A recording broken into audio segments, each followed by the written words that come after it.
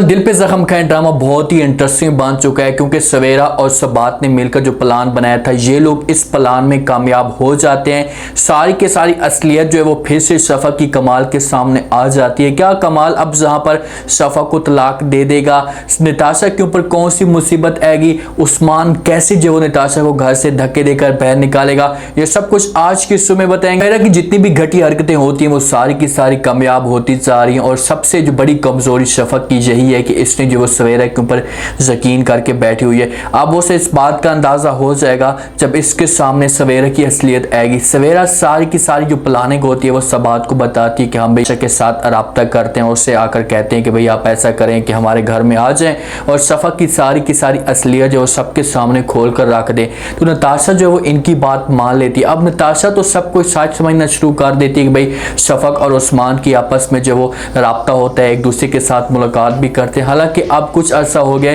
शफक और उस्मान की आपस में बात नहीं होती। जैसे ही नताशा को ये सब कुछ पता चलता है तो नताशा जो उस्मान को झूठ बोलकर जो वो आ जाती है शफक के घर। जिस वक्त शफक के घर आती है और आकर जो शफक के ऊपर शोर मचाना शुरू कर देती है, वहां पर सबके सब जमा हो जाते हैं। कमाल तो घर में मौजूद नहीं होता लेकिन शफक की सास मौजूद होती है, वो आ जाती है और वो पूछना शुरू कर देती है शफक से कि भाई नताशा ये सब कुछ क्या कह रही है, क्योंकि नताशा शफक के ऊपर इल्ज़ाम लगाती है कि भाई तुम्हारा शौहर है और तुम्हारे पास वो हर वक्त रहता है और तुम्हारे शौहर के होते हुए तुमने मेरे शौहर के ऊपर नजर रखी हुई है, जब मेरे शौहर के ऊपर कब्जा करना चाहती हो। तो ये चीज़ें शफा को अच्छी नहीं लगती और वो नताशा को रोकने की कोशिश करती है। उससे कहती है कि भाई ये आप कैसी घटिया बातें कर रही हैं, आपको इस तरह की बात करते हुए शर्म आनी चाहिए। नताशा जवाब देती है और कहती है कि भाई शर्म तो तुम्हें आनी चाहिए, मुझे नहीं आनी चाहिए। मैं सिर्फ और सिर्फ जो है वो आपको रोकने के लिए आई हूँ कि आप जो इस किस्म की घटिया हरकतें छोड़ दें, इससे जो मेरा घर जो है वो बर्बाद हो सकता है। सारा का सारा इल्ज़ाम जो शफक के ऊपर लग जाता है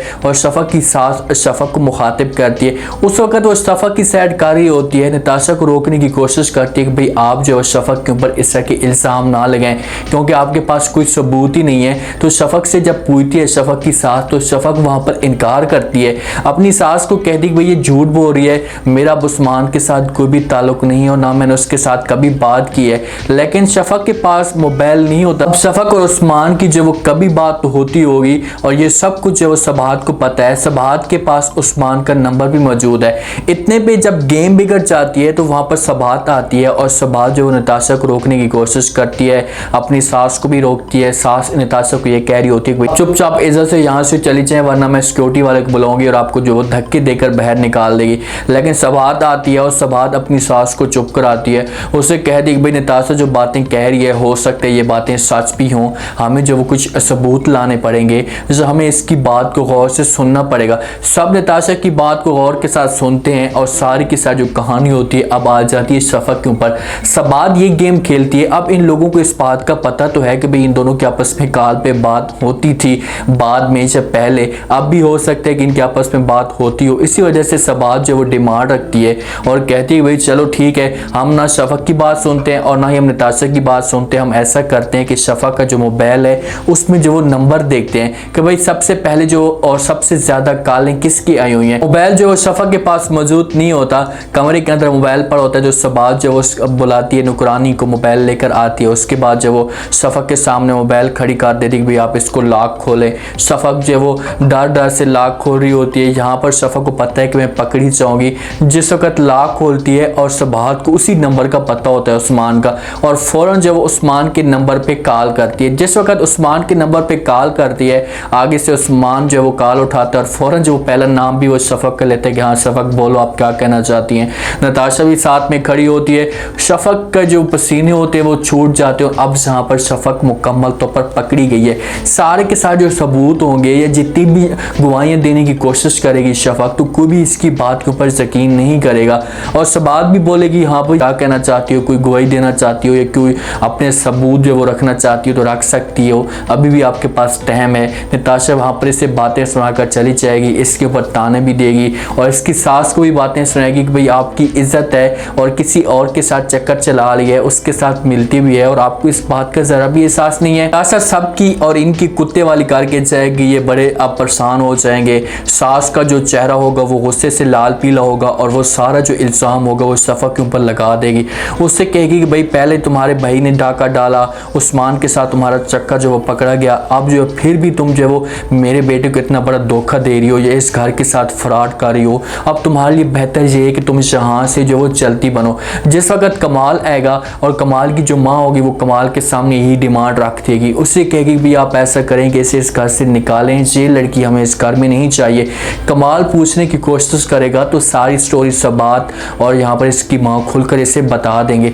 कमाल के जहन के अंदर शक तो होगा, वो कुछ ना कुछ बातें जो है वो होंगी, माँ को जो वो समझाने की कोशिश करेगा, उससे कहेगा माँ जी ठीक है लेकिन मुझे थोड़ा सा वक्त तो दे दें, मैं शफक के साथ बात तो करूँ, उसके साथ जो वो इस मौजू पे डिस्कस तो करूँ, मेरे सामने असलियत है, उसके बाद मैं ये कदम उठाऊँ। तो जो शफक के पास आएगा और शफक के ऊपर गुस्सा करना शुरू कर देगा, उससे कहेगा भाई मैंने तुम्हारे ऊपर यकीन किया है कि बात नहीं सुनी, सिर्फ और सिर्फ आपकी बात सुनी है और आप फिर भी हमें साथ धोखा कर रही हैं। तो शफक जो वो रोएगी, अपने आंसू गिराना शुरू कर देगी कि भाई मुझे इस बात का नहीं पता, मैं आपको यकीन दिलाना चाहती हूँ, मुझे अपने बच्चे की कसम है या आपकी कसम है, मैं उस्मान के साथ अब रब्ता नहीं करती। तो इस बात पे जो है वो हो सकता है कि कमाल का माथा टमके, उसके जहन में ये बातें हैं कि यार आखिरकार चल क्या रहा है, क्या बात हो सकती है जिस पर जो है वो शफक गवाही देने की कोशिश करती है और सबात वाले जो है सबूत लाने की कोशिश करते हैं, इन दोनों के बीच में कोई बात चल रही है।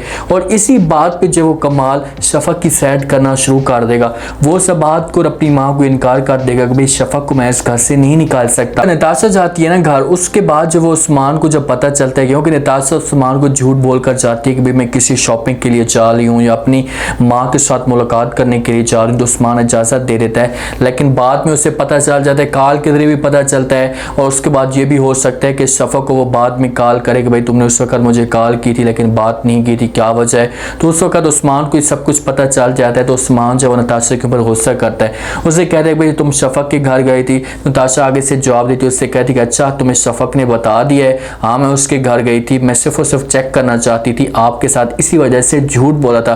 कि आपको इस बात का पता चलता है या नहीं। अब जहाँ पर उस्मान का हक बनता है कि इसे 2-3 थप्पड़ मारे, उसे घर से जो वो किक कर दे, किक मार दे कि भाई तुम्हारा जहाँ पर रहने का कोई भी हक नहीं है, तुम ऐसा करो कि अपना बिस्तर बोरी गोल करो, यहाँ से चलती बनो। जब उस्मान जो है वो नताशा को समझाने की कोशिश कर रहा है, उसे बार बार रोकने की कोशिश कर रहा है, तो नताशा का भी हक बनता है कि वो उस्मान की बातों के ऊपर यकीन करे और ऐसा कदम ना उठाए। अब नताशा के सामने खुलकर असलियत आ चुकी है और इन दोनों के बीच में जो हो सकता है कि इसी बात पे जो वो एक तलाक तक भी बात पहुंच जाए। उस्मान जो वो कह दे कि ठीक है भाई तब तू यकीन नहीं करना चाहती तो अपना सामान पैक कर, मैं जो है तुम्हें तलाक देने के लिए तैयार हूँ। इस पूरे ड्रामे की जो जड़ है, इस पूरे ड्रामे को इस शफक के घर को बर्बाद करने की कोशिश कर रही है वो सवेरा है। अगर सवेरा पीछे हो जाए तो सबात अकेली कुछ भी नहीं कर सकती।